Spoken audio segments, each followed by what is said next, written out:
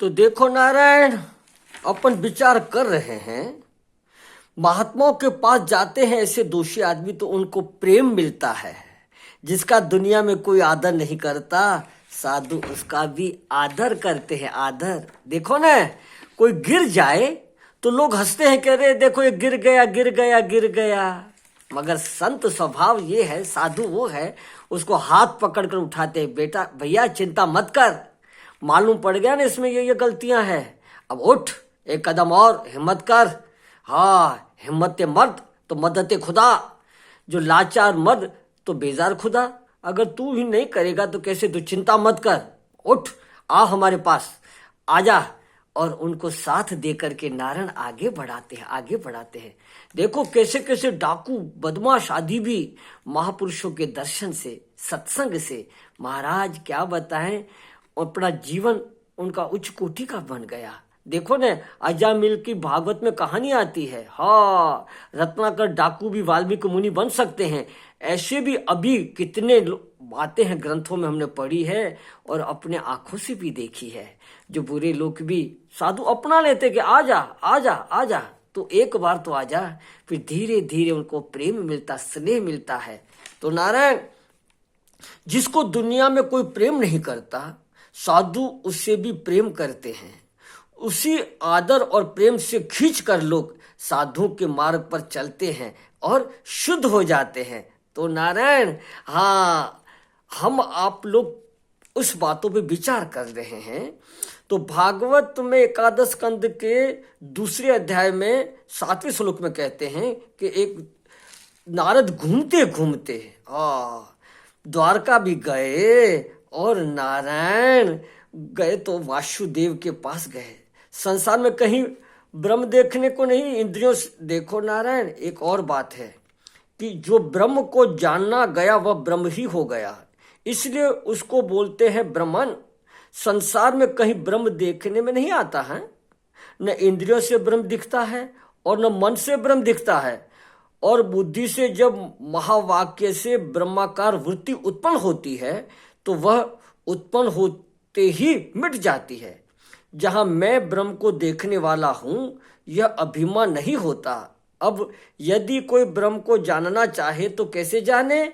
ऐसी अवस्था में कहते हैं तद विधि प्रणिपणाते न परिप्रश्ने ने सेवया। गीता में अर्जुन को भगवान कहते तू जा उन संतों के पास जा, उनसे तू प्रश्न कर, उनकी सेवा कर। उसके उनको प्रश्न में देखो नारायण, दो बात निकलती है।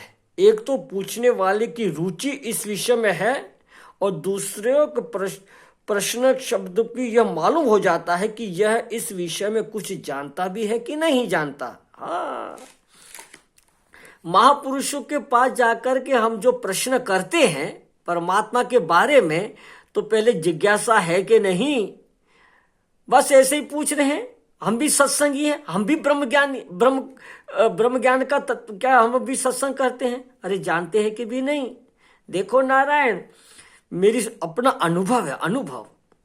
हाँ, बिरला घाट पे घाट वाले बाबा के वहां उनके निर्वाण तिथि में संत सम्मेलन, वेदांत सम्मेलन होता है। हाँ, होता ही रहता है।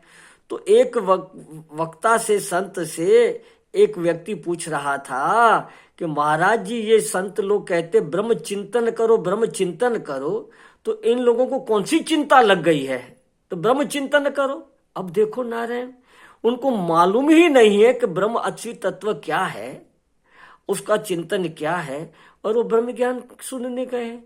इसी तरह कोई प्रश्न करते, हम भी ब्रह्म ज्ञानी हैं, हम भी तत्व ज्ञान वेदांत ज्ञान के जिज्ञासु हैं, तो प्रश्न करने से मालूम पड़ता है कि इसको जिज्ञासा भी है और इस बात को कोई जानता भी है कि नहीं। तो जितना जानते हैं उसके अनुसार उसको बताना चाहिए नारायण।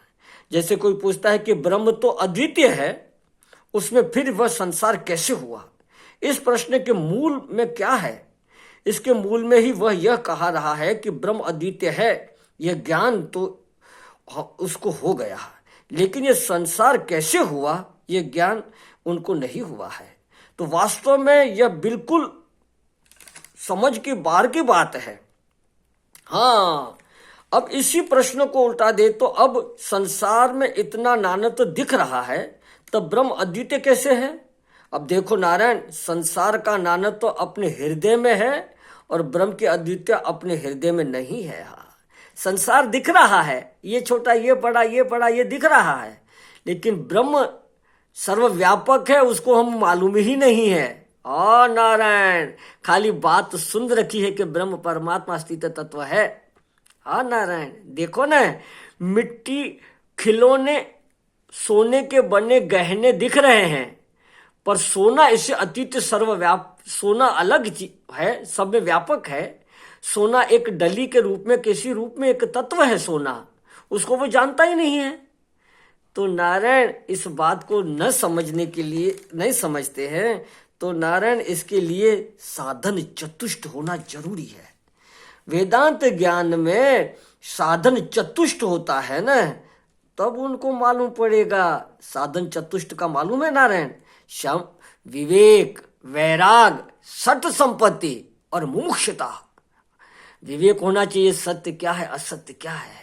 फिर सत्य में प्रेम और असत्य से वैराग। उससे हमारा क्या मतलब?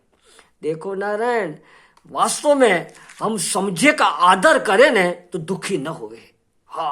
हम समझी बात को आदर नहीं करते, और जो दोष है उसको दुरावे नहीं। दुराने का मतलब, जो हमको मालूम पड़ गया कि ये गलती है तो उसको दोबारा ना करे।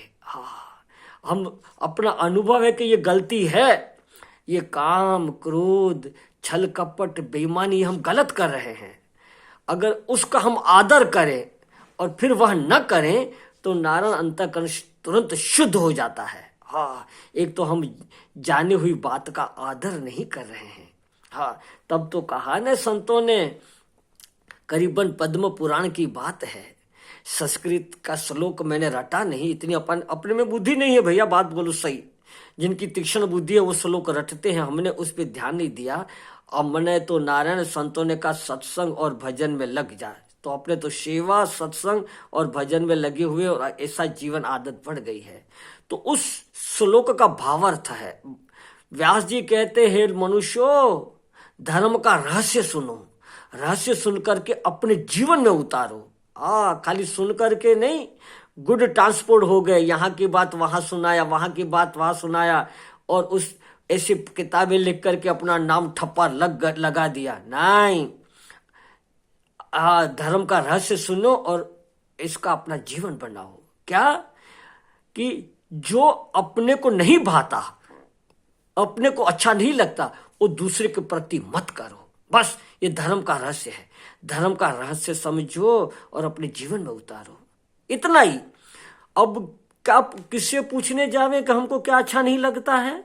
कोई हमको गाली देवे तो अच्छा नहीं लगता, कोई हमारे से छल कपट करे तो अच्छा नहीं लगता, कोई हमारे से धोखाधड़ी करे तो अच्छा नहीं लगता, कोई हमारे से झूठ बोले तो अच्छा नहीं लगता। तो हम भी ऐसा न करें। अगर हम न करेंगे न तो नारायण हमारे पास भी वो नहीं आएगा। नारायण, क्योंकि जो दिया हुआ है वो घूम करके ही हमारे पास आता है। जो कहते हैं न, संत लोगों का आपस में कहते हैं, वो कहते हैं, जो पहले किया है सो अब है मिला, फरियाद न कर, फरियाद न कर। नारायण, ऐसी कई घटनाएं हैं जिनका मर्डर कर दिया है, पैसे लूट लिए हैं, वही व्यक्ति घूम करके बेटा या बहू बन करके सब हिसाब किताब पूरा कर लेते हैं, पूरा। ऐसी कई घटनाएं हैं, कई घटनाएं। जैसे कि मैंने आपको संगतिवश इस बात को सुनाया ही है और संगतिवश सुना रहा हूं। एक साधु ने कहा, ऐसे कई बातें हैं नारायण, ये बचपन से ये शरीर संतों के संग रहा, तो और इसी लाइन में अपना लक्ष्य ही रहा, तो ऐसे ऐसे ग्रंथ पढ़ते रहे, ऐसी ऐसी बातें सुनते रहे और ऐसी बातें याद रहती रही। जिनको व्यापार करना है, व्यापार में वो लगना है, वो ऐसे व्यापारियों का संग करके कैसे पैसे इकट्ठे होते, कौन सा धंधा करना चाहिए, कैसे डंडी मारना चाहिए, वो सीखते हैं। हम लोगों ने नारायण ये सीखा।